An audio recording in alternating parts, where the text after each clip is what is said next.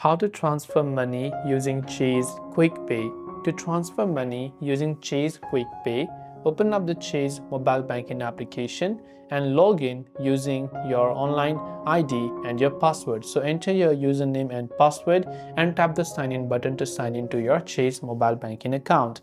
After you log in, go to the Pay and Transfer tab.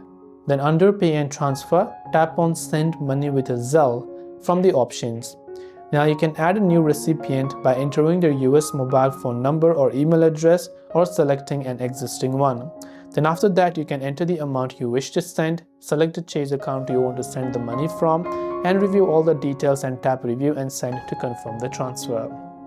This way you can transfer money using Chase QuickPay. Hope this video helped you out. If you have got any further questions, do feel free to also leave them down below. As always, thanks for watching till the very end and see you soon in the next video.